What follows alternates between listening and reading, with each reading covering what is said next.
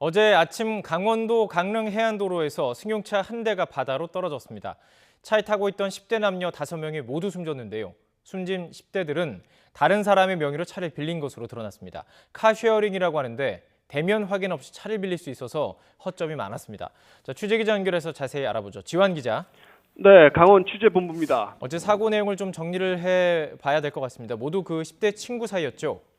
네, 그렇습니다. 어제 새벽이었죠. 강원도 강릉에서 차량이 바다로 추락해서 10대 5명이 숨졌습니다. 예. 사고가 난 곳은 바다 경치로 유명한 강릉시 옥계면 헌화로라는 곳 해안도로인데요.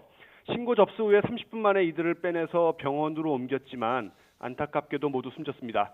숨진 5명은 19살 고모군등 남자 3명과 18살 이모양 등 여자 2명으로 확인됐습니다.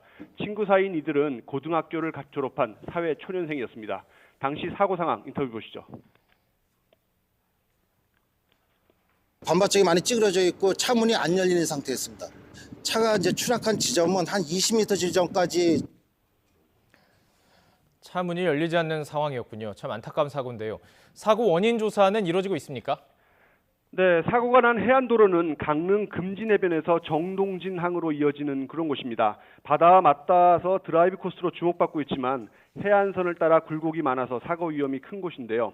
이번 사고 역시 커브 구간에서 발생했습니다. 또 현장에 급브레이크를 밟았을 때 생기는 타이어 자국이죠. 스키드 마크가 없었습니다. 사고 당시에 감속하지 못하고 가드레일을 뚫고 그대로 추락했다는 건데요. 차량 블랙박스와 주변 도로 CCTV를 분석한 결과 사고는 어제 새벽 5시 17분쯤 발생한 것으로 확인됐습니다.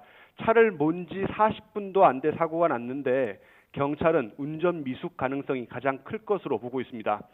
부실한 가드레일 문제도 지적이 되고 있습니다. 1998년 처음 개설된 이 강릉 헌화로는 처음에는 가드레일 높이가 1.2m였지만 2008년 너울성 파도가 도로로 훼손돼서 보수 공사를 하면서 0.7m로 낮췄습니다. 경치를 잘 볼 수 있도록 한 건데요. 여기에 바닷물에 부식되는 철제 가드레일 역시 FRP 강화 플라스틱 소재로 바꿨습니다.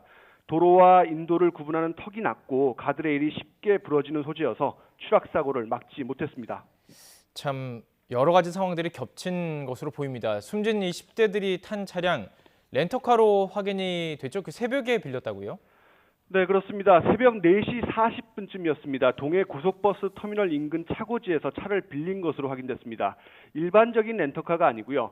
카쉐어링이라는 것을 통해 차를 빌렸는데요. 예. 이 차를 공유한다는 개념이죠. 카쉐어링은 신용카드와 운전면허증을 등록한 후에 회원으로 가입하면 휴대전화를 이용해서 언제든 원하는 장소에 차를 빌릴 수 있고 또 이제 가까운 주차장에 반납하면 되기 때문에 인기가 무척 높습니다.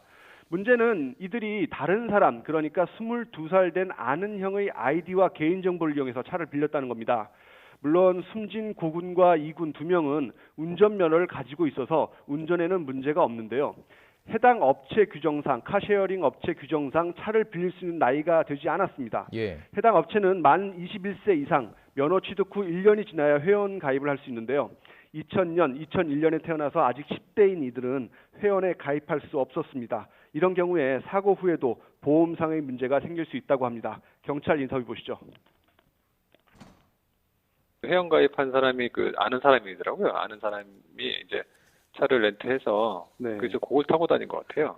보험 문제가 있어서 네. 만약 이렇게 사고가 나면은 그 렌터카 업체에서는 보험을 적용을 안 해주잖아요. 네, 이번 그 사고뿐만이 아니라 이 공유 차량 서비스와 관련해서 사고가 계속 발생하고 있죠. 대책은 없습니까? 네, 이 공유 차량의 경우에 아이디와 비밀번호만 주고받으면 운전 미숙자는 물론 만취음주자도 차를 빌릴 수 있습니다.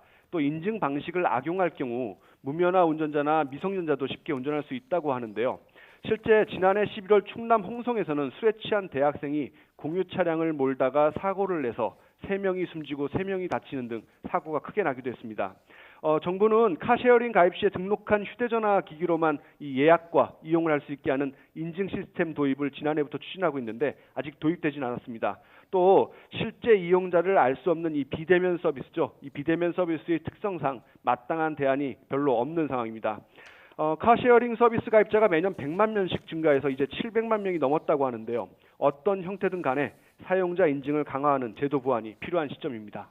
예, 안타까운 사고 지환 기자와 함께 사건 발생 정황 짚어봤습니다. 말씀 고맙습니다.